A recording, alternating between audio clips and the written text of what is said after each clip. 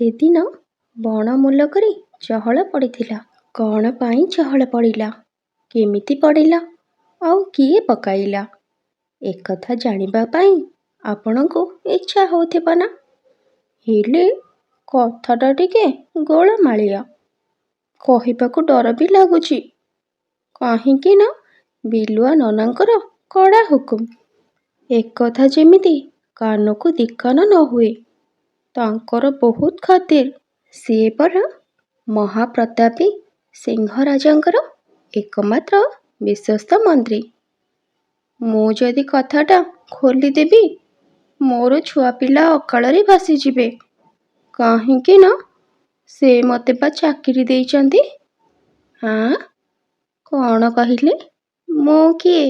ବଣକୁ ନୂଆ ହେଇ ଆସିଛନ୍ତି ବୋଧେ? ହଉ, ମୋର ପରିଚୟ ଦେଉଛି। ମୁଁ ହେଲି ବାନ୍ଦର ମର୍ଦ୍ଦରାଜ, ବିଲୁଆ ମହାମନ୍ତ୍ରୀଙ୍କର ଅଙ୍ଗରକ୍ଷୀ। ମୋର ବି ଖାତିର କିଛି କମ୍ ନୁହେଁ। ସେ ଯୁଆଡ଼େ ମୁଁ ବି ତାଙ୍କ ପଛେ ପଛେ।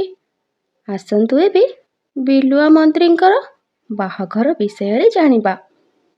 ଶ୍ରୀଯୁକ୍ତ ଶୃଗାଳ ପାଟ ଯୋଶୀ ମାନେ ବିଲୁଆ ନନା ଦିନେ ଠେକୁଆ ଭାଇର ବାହାଘରକୁ ଯାଇଥିଲେ।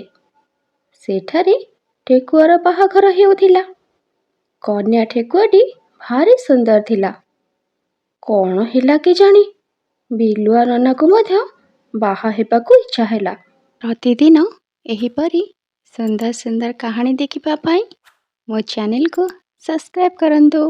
ମୁଁ ତାଙ୍କୁ ବହୁତ ବୁଝାଇଲି, ତମେ ବୁଢ଼ା ହେଲଣି, ଏ ବୟସରେ କନ୍ୟାଟିଏ ମିଳିବା ବହୁତ ମୁସ୍କିଲ। ବାପରେ ବାପ, ମୋ କଥାରେ ବିଲୁଆ ନନା ଖୁବ୍ ରାଗିଗଲେ। ଆଉ କହିଲେ, କ୍ୟା ହୁଆ, ତୁମ୍ହାରା ସାହସ ତ କମ୍ ନାହିଁ, ମେରା ନୌକର ହୋଇ ମୋତେ ଜବାବ ଦେଉଛ। ବିଲୁଆ ନନାର ଖଣ୍ଡି ହିନ୍ଦୀ ଶୁଣି ମୁଁ ଏକବାରେ ଛାନିଆ। ତାପରେ ବଣରେ ଚହଳ ପଡ଼ିଲା। ବିଲୁଆ ନନା ବାହା ହେବେ, ତାଙ୍କ ପାଇଁ କନ୍ୟା ଖୋଜା ଆରମ୍ଭ ହେଲା।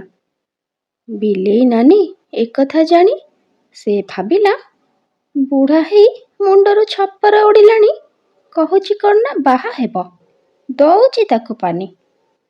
ବିଲେଇ ନାନୀର କ'ଣ ପାଇଁ କେଜାଣି ବିଲୁଆ ନନା ଉପରେ ଖୁବ୍ ରାଗ। ବିଲେଇ ନାନୀ ଖବର ପଠାଇଲା, ତାର ସାନ ଭଉଣୀ ବିଲୁଆକୁ ବାହା ହେବା ପାଇଁ ରାଜି ଅଛି। ତାପରେ କନ୍ୟା ଦେଖା ସରିଲା, ଯୌତୁକ ଫାଇନାଲ ବି ହେଲା।